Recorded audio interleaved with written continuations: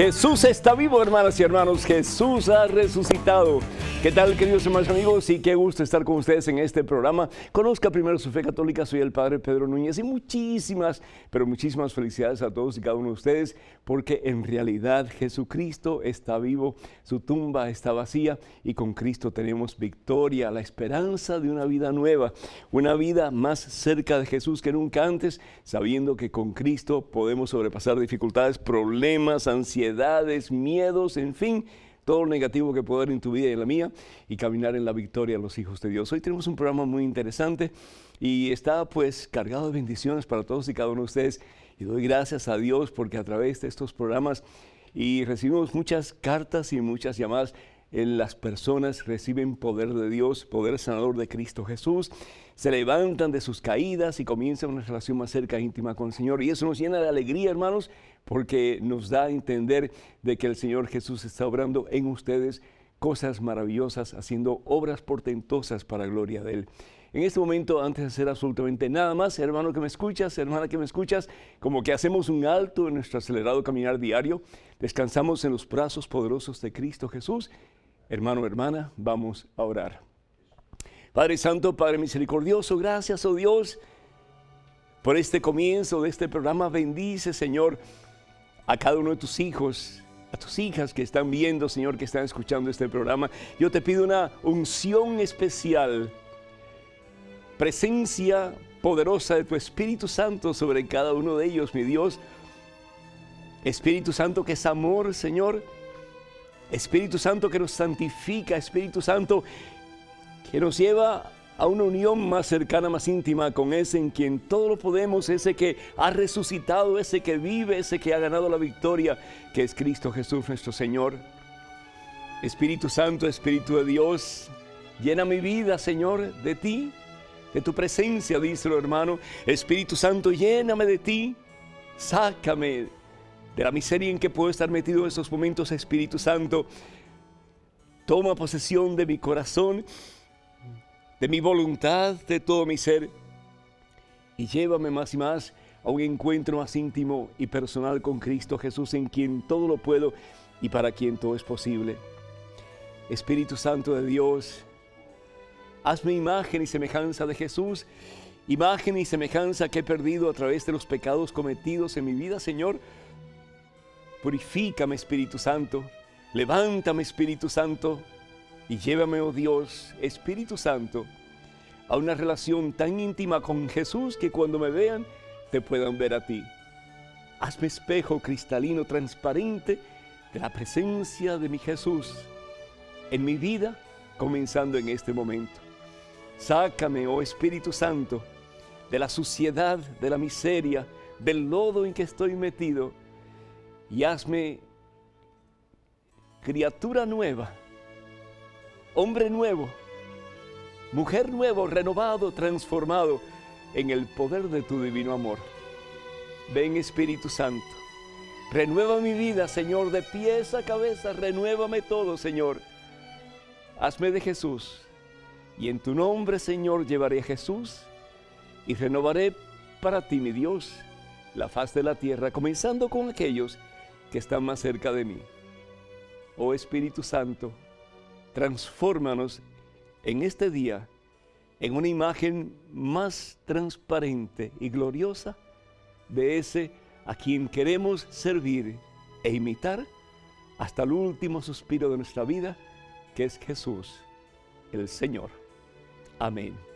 Bendito sea Dios. Y damos gracias, hermanas y hermanos, por tantos de ustedes que nos llaman pidiendo oración, pidiendo por sus necesidades. Y ojalá que esas cartas y esas llamadas sigan, porque estamos aquí para servirles. Damos gracias a Dios por Carlina Doubleday, que el Señor la sane, la bendiga.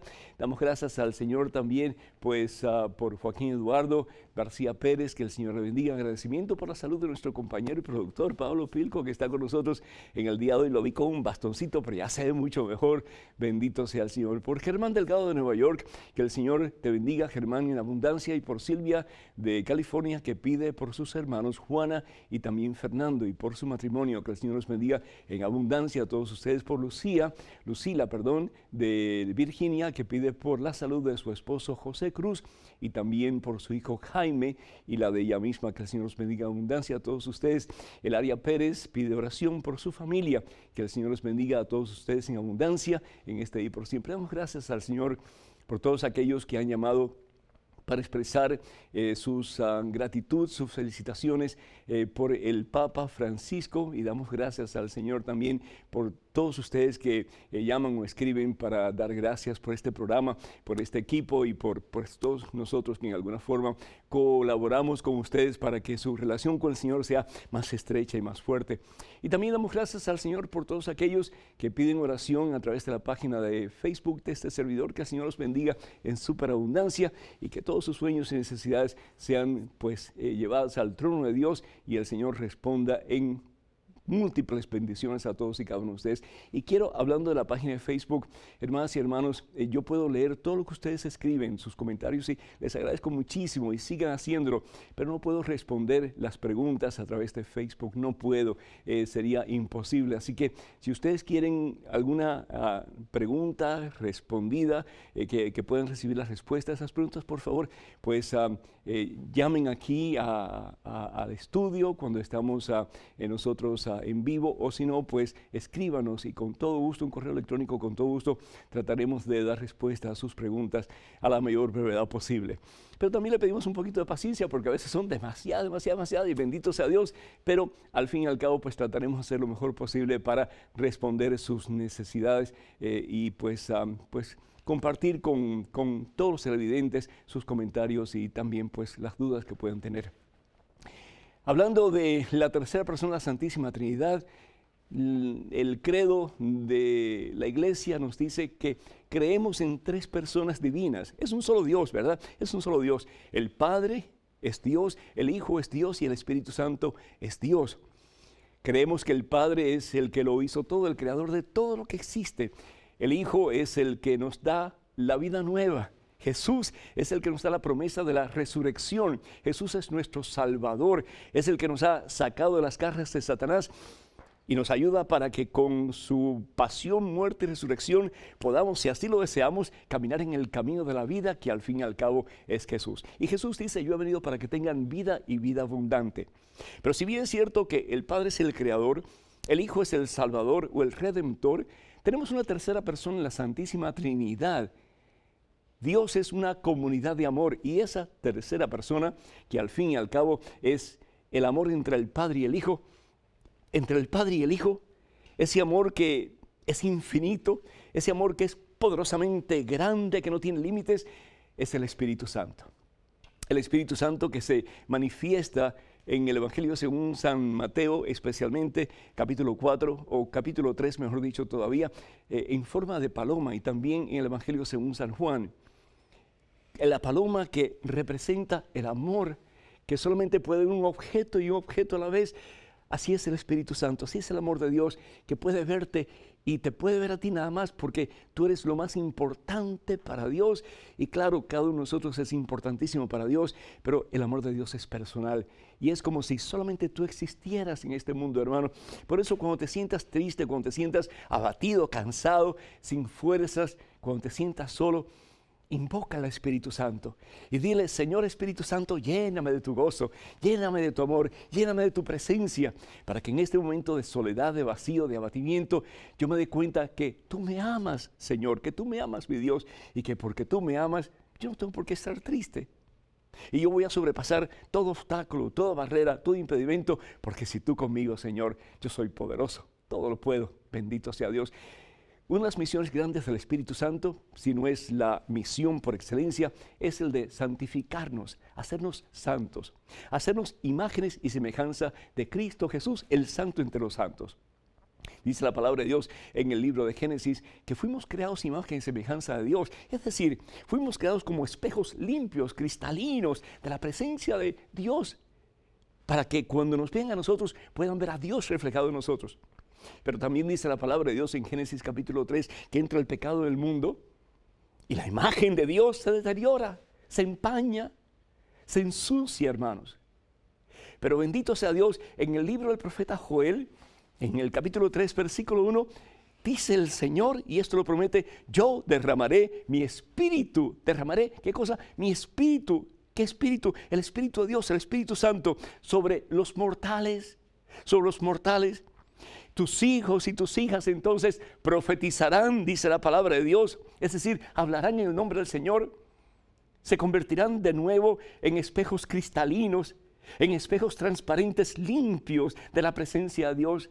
Y las palabras que salgan de la boca de aquellos que están llenos del Espíritu Santo serán palabras que Dios mismo pondrá en la boca de esas personas para que puedan profetizar, para que puedan ser micrófonos del Señor, para que la gente crea en Dios y para que la gente tenga de Dios vida y salvación eterna. Dice, los ancianos tendrán sueños y los jóvenes verán visiones. Es decir, a medida que nosotros nos llenamos del Espíritu Santo de Dios, comenzamos a influenciar a otros en una forma positiva, hermanos, y poco a poco el mundo comenzará a llenarse de la presencia de Dios. Eso es lo que dice la palabra de Dios en Joel capítulo 3, versículo 1. Eso es lo que sucede con María Santísima. Nos dice la palabra de Dios en el Evangelio según San Lucas capítulo 1, que el ángel le promete a María Santísima que quedará llena, impregnada del Espíritu Santo. Y porque va a estar llena del Espíritu Santo, el Espíritu Santo se convertirá en el esposo de María Santísima en este caso particular. Y María en la esposa del Espíritu Santo en este caso particular. Y llena del Espíritu Santo, llena de la gracia de Dios. Lucas capítulo 1, versículo 28, María va a llenarse de la misma presencia de Dios y va a quedar embarazada por obra y gracia del Espíritu Santo.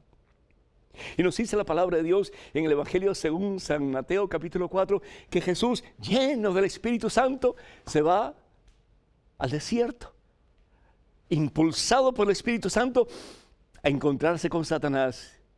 Y allí en el desierto va a ser tentado. Y uno puede decir, pero ¿cómo es eso posible?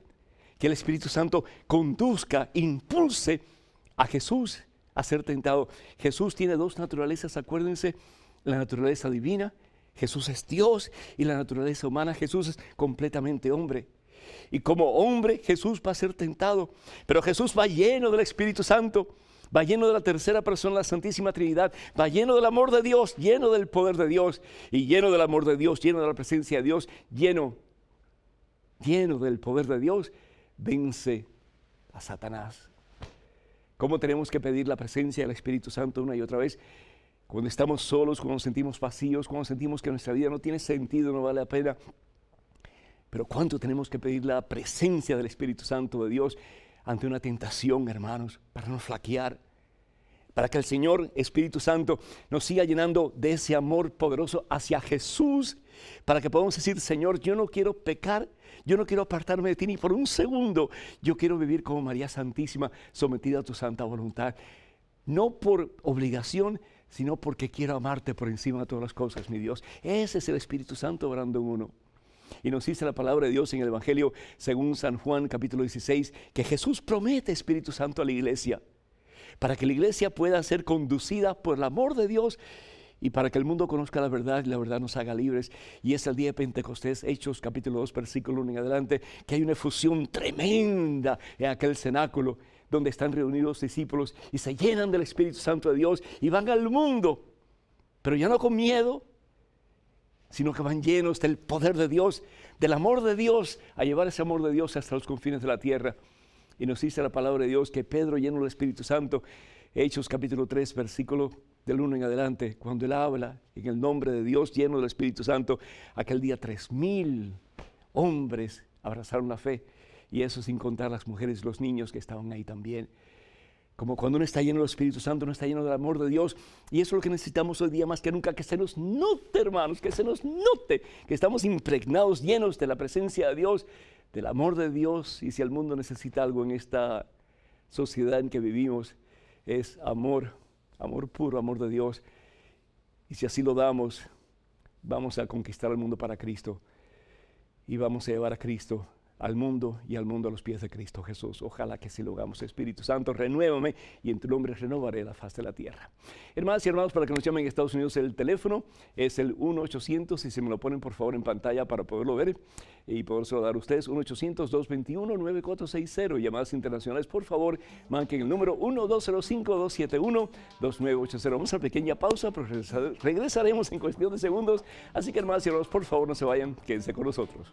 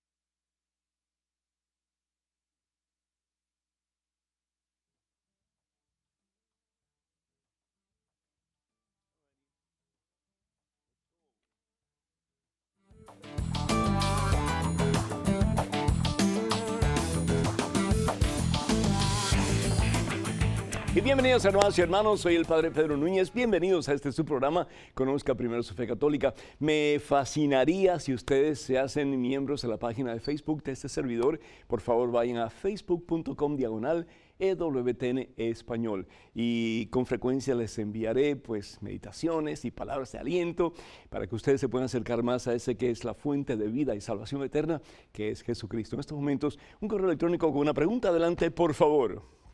Hola Padre, lo felicito por su programa. Tengo una pregunta. ¿Por qué se perdonarán los pecados cometidos contra el Padre y no los pecados cometidos contra el Espíritu Santo? Espero recibir su respuesta. De antemano, muchas gracias. Dios lo bendiga. Xiomara de El Salvador. Xiomara, Dios te bendice también, muchísimas gracias por tu sintonía y pues te invito a ti, a todos los hermanos que están escuchando o viendo el programa, que también le digan a otras personas para que ellos también puedan recibir palabras de esperanza, palabra de vida, que al fin y al cabo es lo que compartimos en estos programas. ¿Por qué todos los pecados se perdonan menos el pecado contra el Espíritu Santo? Al fin y al cabo el Espíritu Santo es amor, es el amor de Dios, es precisamente lo que estuvimos hablando al principio del programa, es el amor de Dios. ¿Y cuál es el pecado imperdonable? Pues el rechazar el amor de Dios, el no quererlo, el no aceptarlo, el decir no lo necesito. ¿Y cuándo sucede eso? Pues cuando no nos arrepentimos. Cuando yo no me arrepiento de mi pecado, yo estoy diciendo a Dios, yo no quiero tu amor, no lo necesito, no me hace falta. Una historia clásica en la Santa Biblia es la historia del hijo pródigo. El hijo pródigo que se va de la casa del padre, que no quiere nada que ver con el padre, pero llega un momento en que el hijo pródigo se da cuenta lo mucho que él necesita del padre. El padre es símbolo de Dios y el hijo pródigo eres tú y soy yo. Cada vez que pecamos, cada vez que nos apartamos de la presencia de Dios. Pero ¿qué hace el hijo pródigo? El hijo pródigo, después de sentir que estaba metido en una miseria horrible, toma la decisión tal vez más importante de su vida. Me levantaré de mi miseria, me levantaré de mi pecado, me levantaré de mi desobediencia. ¿Y qué va a hacer? Y volveré a la casa de mi padre. Volveré donde mi padre y le pediré perdón y le diré: he pecado contra el cielo y contra ti, no merezco ser tu hijo. Cuando uno peca, no merece el amor de Dios. Cuando el esposo peca contra la esposa, no merece el amor de la esposa, viceversa. Pero el amor de Dios no ve condiciones ni exige cambios, solamente un cambio. Y el cambio es un corazón contrito, un corazón arrepentido, un corazón deseoso de cambiar.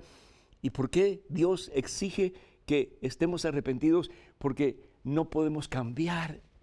Ni Dios nos puede cambiar si nosotros realmente no tenemos el deseo, la iniciativa de comenzar un camino más cerca de Dios. Y por eso el hijo pródigo viene donde el padre y le dice: Padre, he pecado, perdóname. ¿Y qué es lo que hace el padre? Lo levanta. Lo levanta. Como Dios nos levanta cuando nosotros venimos al confesionario arrepentidos con un deseo genuino de comenzar una vida nueva. ¿Y qué es lo que dice la palabra de Dios? Que el padre del hijo pródigo hace: le pone sandalias en sus pies y le pone un anillo al dedo, como símbolo de que su dignidad, que había sido estropeada, destruida a consecuencia del pecado cometido, la desobediencia, es restituida por el amor del Padre. Qué hermoso entonces cuando nosotros estamos conscientes y convencidos de que aunque hayamos pecado, el amor de Dios viene a nuestro auxilio. El Espíritu Santo nos mueve para que nosotros, con un corazón arrepentido y contrito, podamos venir a los pies de Cristo Jesús, y comenzar una vida nueva. En estos momentos, otro correo electrónico. Adelante, por favor. Hola Padre, bendiciones. Mi duda es si Jesús subió al cielo en cuerpo y espíritu, y si sabemos hoy que después de la atmósfera se encuentra el espacio, entonces la pregunta es: ¿a dónde se fue? Me visitaron unos testigos de Jehová y me indicaron que se fue a un tercer mundo y se encuentra en espíritu. Quiere decir que si está en espíritu y se fue en espíritu, no venció la muerte, porque entiendo que en espíritu todos llegamos al Padre y la diferencia entre nosotros y Cristo es que Él venció la muerte. Perdone mi ignorancia. Saludos, José de la Roca. La diferencia entre nosotros y Jesús no es que Jesús solamente haya vencido la muerte. Jesús es Dios y Jesús es el camino, el único camino que nos lleva a la presencia del Padre. Jesús es Dios, la segunda persona de la Santísima Trinidad, y Jesús dice en el Evangelio según San Juan, capítulo 14, versículo 6, yo soy el camino. No hay otro camino, no hay otro camino al Padre sino a través de mí, dice el Señor.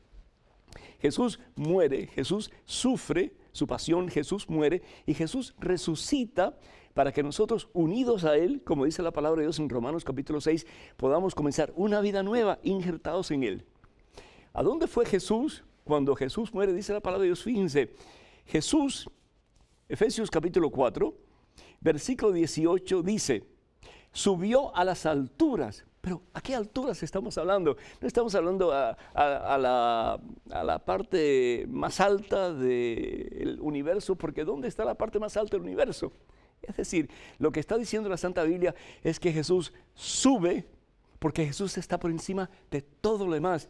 Y para el hebreo, para el judío, para la cultura judía, el subir implicaba signo de poder por encima de todo lo que está por abajo de él.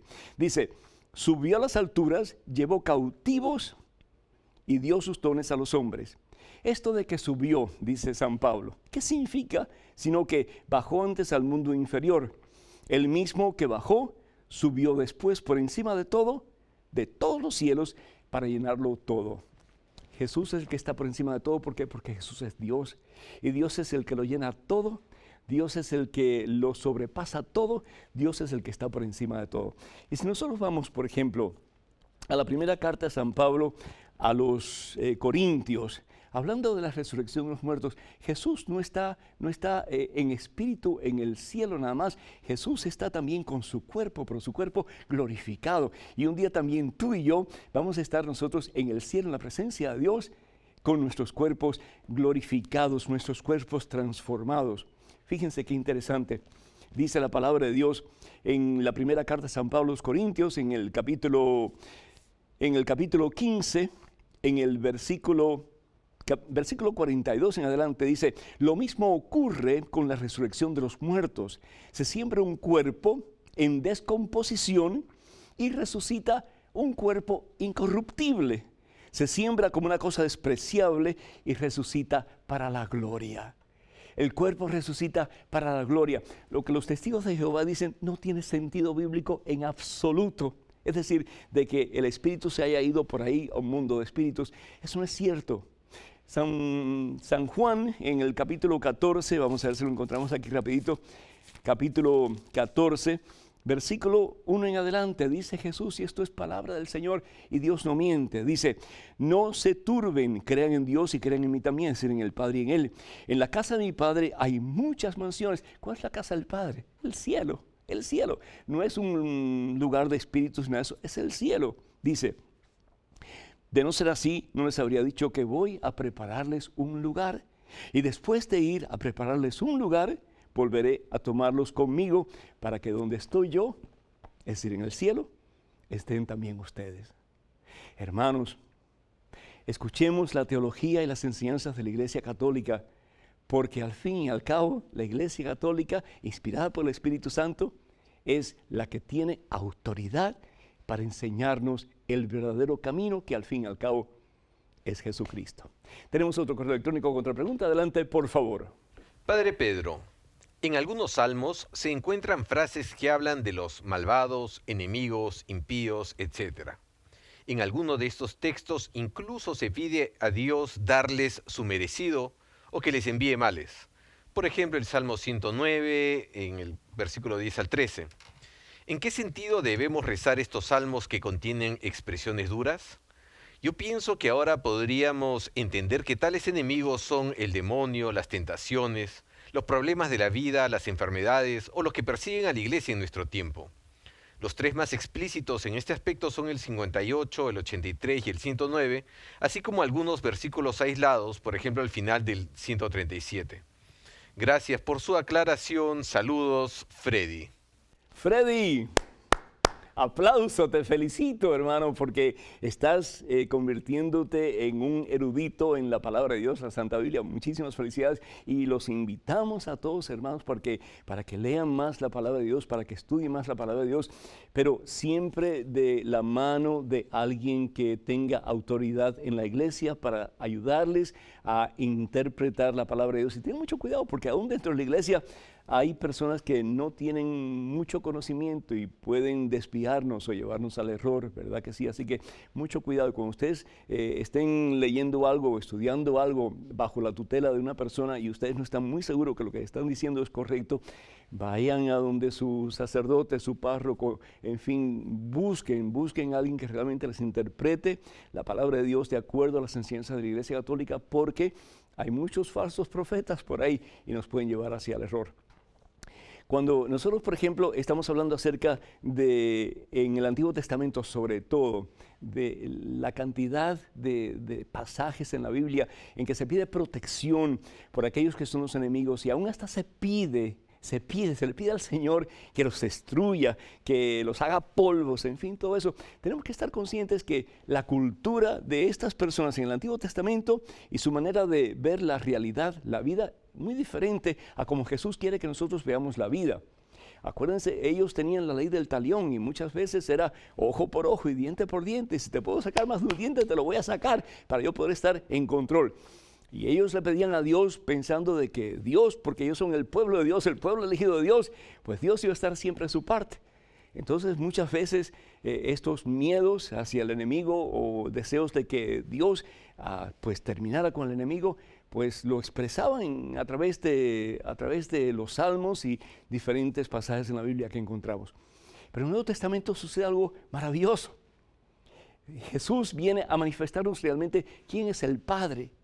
Y nos dice la palabra de Dios, y un pasaje maravilloso es primera de Juan capítulo 4 versículo 19, en que dice la palabra de Dios que Dios es amor, Dios es amor.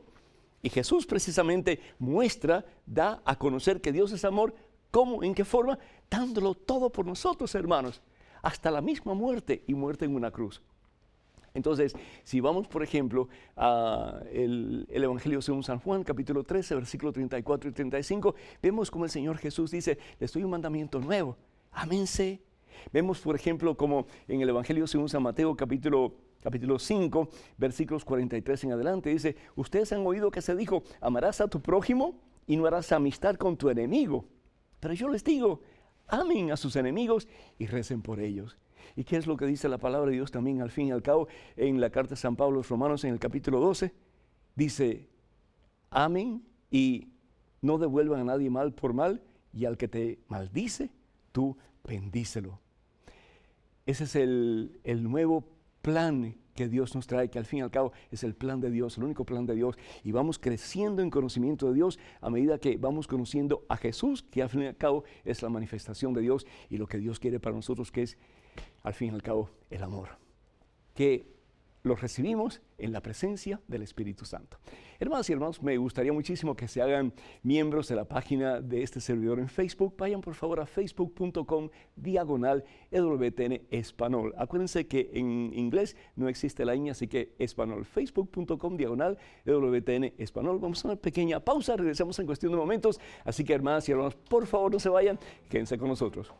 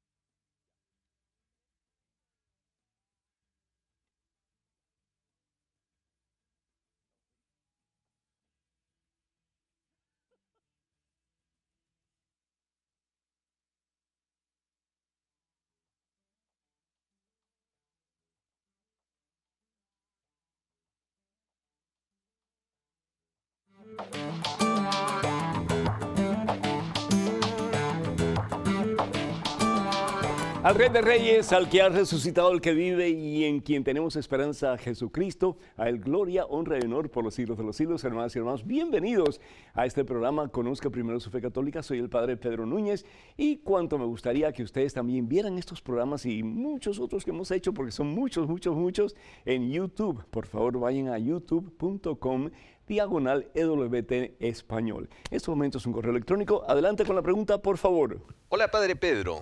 En Mateo 5:17 Jesús dice que no ha venido a abolir la ley ni los profetas, y que aquel que enseñe mal un mandamiento será el menor en los cielos.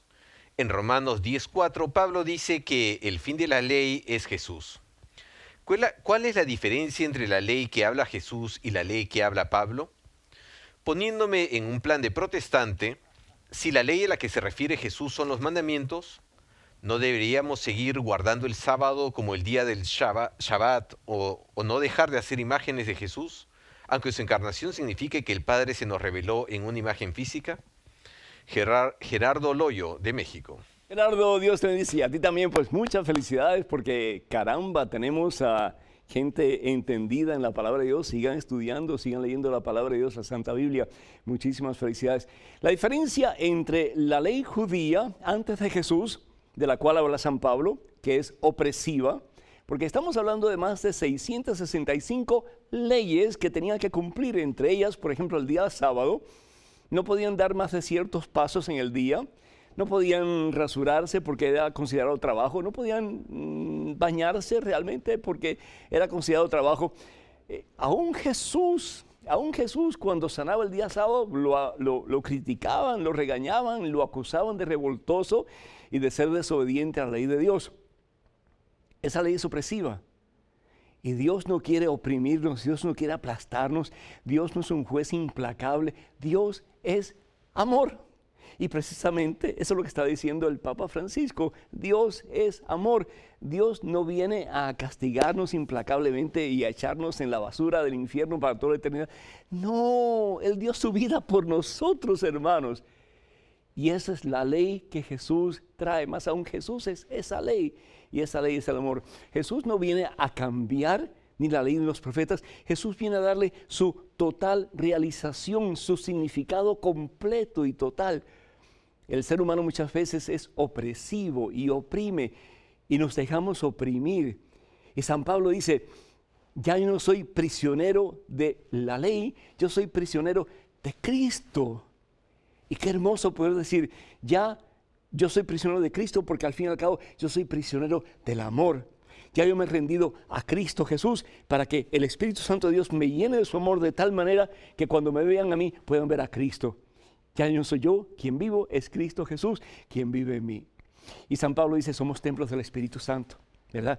Ese que nos llena de su divino amor, ¿para qué? Para poder amar a Dios por encima de todas las cosas. Ese palo vertical que está en la cruz, para poder entonces amar a mis hermanos con la misma intensidad, con el mismo poder, con la misma fuerza con que el mismo Dios les ama. Porque al fin y al cabo, el amor, tú y yo somos los que ponemos barreras en nuestra capacidad de amar, pero el amor es limitado porque el amor viene de Dios. Entonces, cuando hablamos de la diferencia entre la ley del Antiguo Testamento y la ley del Nuevo Testamento, la ley del Antiguo Testamento, mucha de esa ley es opresiva. Claro, los 10 mandamientos no tienen nada de opresivos. ¿Por qué? Porque los 10 mandamientos nos ayudan, primero que todo, para enfocarnos en Dios, los 3 primeros, y el resto, los 7 otros, para enfocarnos en nuestro prójimo y en sus necesidades. Pero esa ley del Antiguo Testamento, los 10 mandamientos inclusive, y todo lo demás, y Jesús dice, y los profetas están incluidos en mí. Por eso, en el Evangelio según San Mateo, capítulo 17, versículos del 1 al 3, en el monte de la transfiguración, en el monte Tabor, ¿verdad? Cuando Jesús tiene en su presencia al Padre y escuchan la voz los discípulos, aquí está mi Hijo amado, escúchenlo, se le presentan a los discípulos 2 personajes del Antiguo Testamento, uno es Moisés, que representa la ley, y el otro es Elías, que representa a los profetas. Elías y Moisés, que representan la ley y los profetas, realmente es lo que Jesús es. Él es el profeta, Él es la palabra de Dios hecha carne, y Él es la ley, porque al fin y al cabo Él es el amor personificado de nuestro Padre Dios. ¡Qué maravilla! En estos momentos tenemos otro correo electrónico. Adelante, por favor. Padre Pedro, si gran parte del Antiguo Testamento se sabe que fue transmitido oralmente por muchos años o incluso siglos, prueba de ello son las diferentes fuentes, eloísta, yavista, sacerdotal. ¿En qué consiste o cómo se explica la inspiración divina si al hablar de transmisión oral se puede entender que es obra del hombre? Para muchos, incluso para mí, podríamos pensar que la inspiración divina consiste en que Dios dicta palabra por palabra a su mensajero. Agradezco de antemano su respuesta a esta pregunta. Sé que debe recibir miles de correos y que es complicado poder contestar rápido a todo el mundo. Que Dios lo bendiga y lo guarde. Teófilo Rodríguez, de Panamá. Teófilo, y ¿sabes qué significa tu nombre, verdad? Teo significa Dios y filio significa amigo, amigo de Dios, y yo estoy seguro que eres un amigo de Dios, y también a ti pues muchísimas felicidades por tu conocimiento y por tu deseo de conocer más todavía. Cuando Dios se revela, cuando Dios se revela o se manifiesta a través de los filtros de experiencia del ser humano. Si Dios, imagínate tú, Teófilo, nos fuera a hablar según su propio conocimiento, ¿quién lo iba a entender? Es decir, imagínate tú, Alberto Einstein, hablando de su teoría de la relatividad con un niño de primer grado y lo pone en la pizarra, todas las fórmulas y todo lo demás, y ¿crees que ese niño va a entender? Entonces nosotros, en comparación con Dios, ¿qué vamos a poder entender a Dios en su lenguaje si Él nos fuera a hablar en su forma de pensar, de acuerdo a su sabiduría? Pero dice San Pablo, yo tengo que hacerme todo para todos para poder llevar a todos a una relación más íntima con Jesús. Y eso es precisamente lo que hace Dios. Dios se rebaja. Y eso es lo que leemos precisamente en la carta de San Pablo a los Filipenses en el capítulo 2, versículo 4 en adelante. Cómo Jesucristo deja su gloria, se rebaja a sí mismo y se hace uno como nosotros.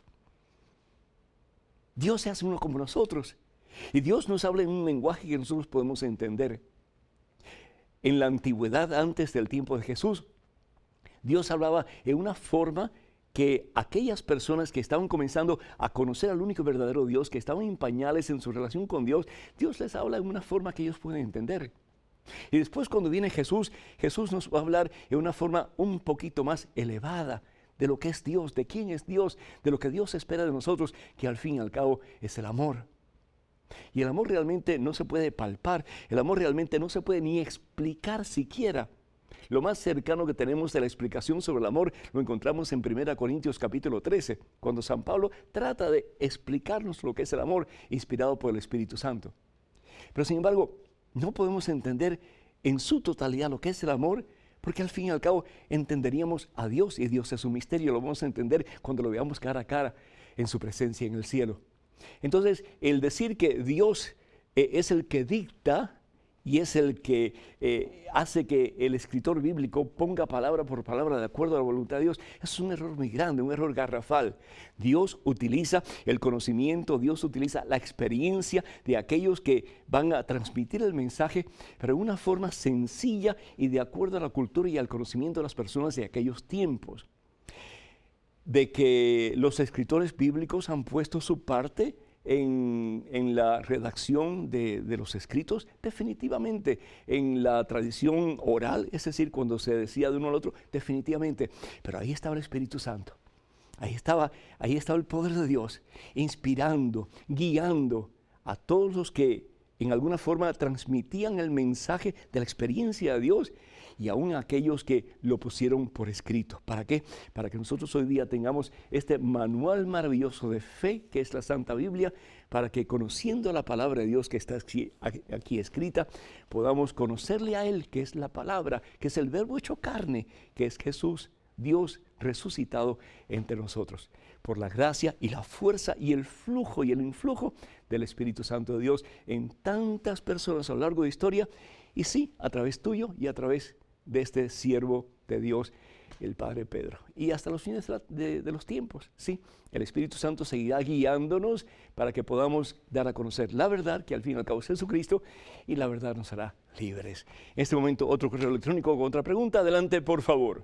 Querido Padre Pedro, tengo una duda respecto a si durante los 3 ciclos litúrgicos A, B y C se han de cubrir todos los libros de las Sagradas Escrituras durante el periodo de los 3 años correspondientes. Me refiero específicamente a libros como el de Ruth y Judith o el de los profetas Abdías, Ageo, Habacuc y Nahum. Desconozco haber escuchado de estos referidos libros en nuestra Santa Misa Dominical. Si estuviera en lo correcto, ¿a qué obedece el que se omitan estos u otros libros de la Sagrada Biblia? Bendiciones para usted y gracias por sacarme de mi ignorancia. Alberto del Rosario, Virginia, Estados Unidos. Alberto, muchísimas gracias, sin ninguna ignorancia, si estamos aquí para aprender y para compartir. Tú estás hablando de las misas dominicales, pero no te olvides que también tenemos las lecturas de la Santa Biblia todos los días del año, y son 3 años, perdón, son 3 ciclos diferentes, el ABC, y 2 años, el 1 y el 2, que pues también se utilizan. Entonces, cuando hablamos del año 1 y 2, estamos hablando de los días entre semana, y los ciclos A, B y C, estamos hablando de las misas dominicales. Realmente, el libro de Ruth y el libro de Habacuc aparecen en las misas diarias, especialmente en la semana número 20, el día sábado, aparece el pasaje de Ruth, y en En la semana 18 de también durante la semana, pues aparece los escritos de Habacuc. Hay otros, por ejemplo, que tú mencionas que son profetas menores, pero muy menores, y algunos de ellos tienen solamente una página de escrito. Entonces, pues son 2 o 3 que no se ponen porque realmente lo que ellos dicen ya está dicho en otras partes de la Biblia. Incluso en el libro de Judith, que es el más extenso de lo que tú has mencionado, pues parte de eso se encuentra en los libros de Samuel. Entonces, para no duplicar más o menos pues el mismo concepto, pues entonces se ha omitido. Pero si nosotros realmente vamos a misa todos los días, por 3 años consecutivos, vamos a escuchar prácticamente la Biblia completa de principio a fin. Entonces, ir a misa los domingos y escuchar la palabra de Dios los domingos, excelente. Pero qué bueno sería ir a misa todos los días y en 3 años poder escuchar prácticamente la Biblia completa. En estos momentos tenemos otro correo electrónico con otra pregunta. Adelante, por favor. Hola, ¿cómo ha estado, Padre Pedro? Lo felicito por su excelente programa. Yo quiero ser sacerdote, pero ¿puede ser un impedimento para no entrar al seminario el que mis papás no sean casados, sino que vivan en unión libre? ¿Qué puedo hacer para lograr mi meta al sacerdocio, aunque haya este inconveniente? Espero que me respondas, Padre. Bendiciones a ti y a tus seguidores. Y Snyder, de Colombia. Eder, muchísimas gracias y bueno, pues felicidades por tu deseo de servir al Señor. Y eso que tú estás sintiendo es la presencia del amor de Dios, la presencia del Espíritu Santo en ti. Pide al Espíritu Santo que te guíe, que te dé discernimiento, que te ayude para que realmente ese amor que tú sientes hacia Dios por dentro y hacia su pueblo, que se pueda realizar en una vocación sacerdotal y un día pueda ser ordenado para gloria a Dios. Yo te digo primero que todo que antes tal vez del Segundo Concilio Vaticano, pues sí podría ser un impedimento que los padres no estuvieran casados por la iglesia para que los hijos entraran en el seminario. Hoy día ya no es tan estricta la cosa y tal vez depende del obispo, por supuesto, pero yo estoy seguro que si tú vas a ver a tu director vocacional o al director vocacional de tu diócesis y le explicas tu situación, yo estoy seguro que no habría ningún problema para aceptarte en el seminario, siempre y cuando pues cumplas con los requisitos que se te piden, ¿verdad? Incluyendo, pues, en la mayoría de las diócesis que piden un examen psicológico para estar seguro de que estás bien desde el punto de vista emocional. Y si tienes algún problema, déjame saber. Me gustaría, pues, ayudarte en todo lo que pueda, todo lo que podamos, para que tú puedas realizar tu deseo y si es la voluntad de Dios para que puedas ser un día sacerdote, santo sacerdote para gloria al Señor. Hermanas y hermanos, me encantaría de nuevo, se los he pedido y se los sigo pidiendo, y si ustedes conocen otras personas que también les interese, pues por favor comuníquenle esta noticia, que tenemos una página de Facebook en la internet y pues damos palabras de aliento, esperanza, así que inscríbanse si no se han inscrito, vayan a facebook.com/EWTN Español. Vamos a un pequeño corte, una pequeña pausa, pero regresamos en cuestión de momentos, así que hermanas y hermanos, no se vayan por favor, quédense con nosotros.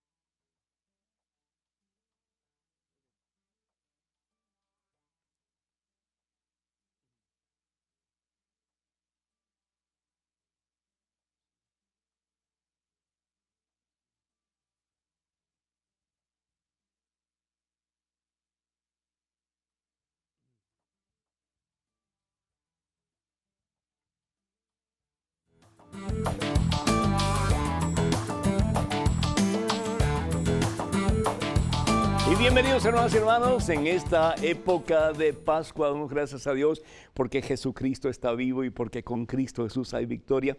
Y le pedimos al Espíritu Santo de Dios que nos guíe hacia Jesús para que en Jesús podamos caminar día a día hasta que nos encontremos con Él para siempre en el cielo. En estos momentos, un correo electrónico. Adelante con la pregunta, por favor.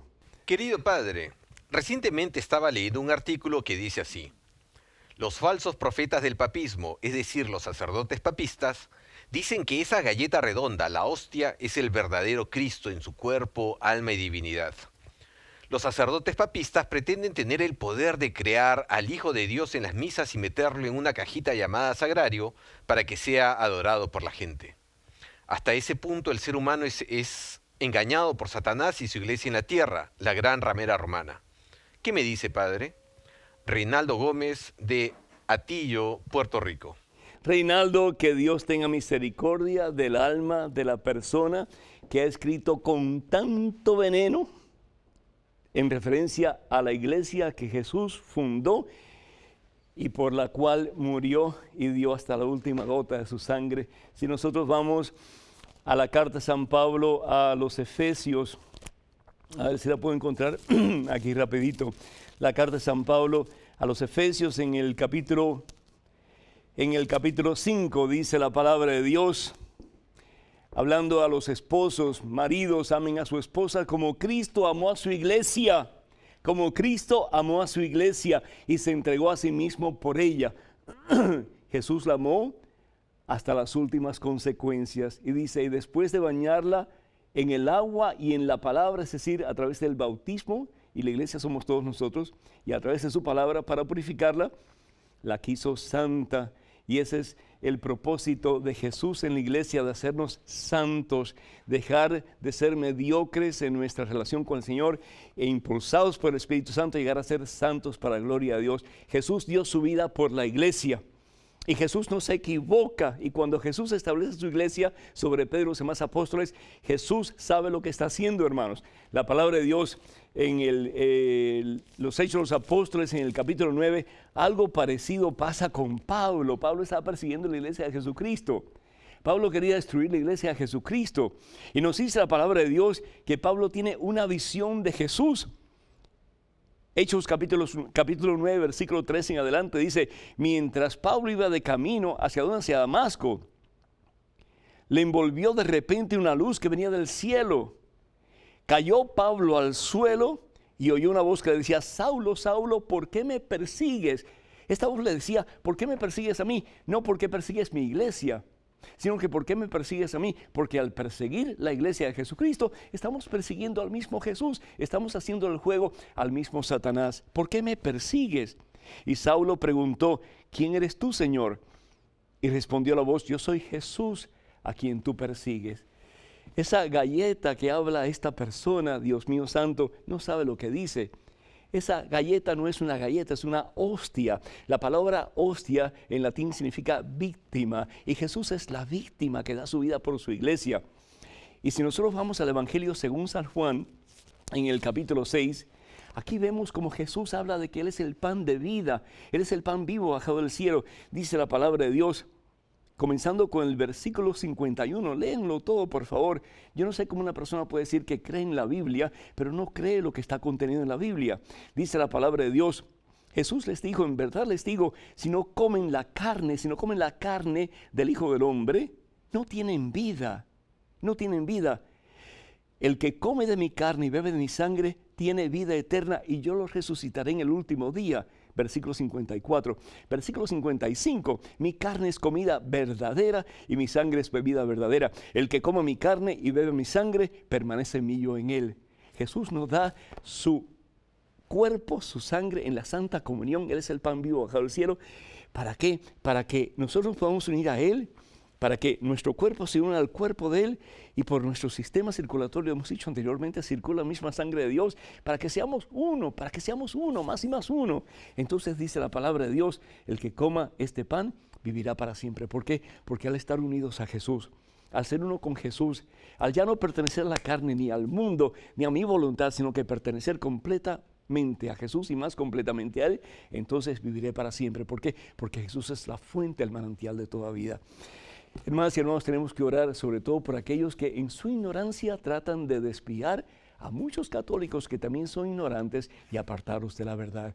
Que el Espíritu Santo de Dios nos guíe en la verdad y al fin y al cabo en la verdad que es Jesucristo, el que es la verdad, el camino y la vida, el que nos lleva a la misma presencia y a la misma gloria del Padre.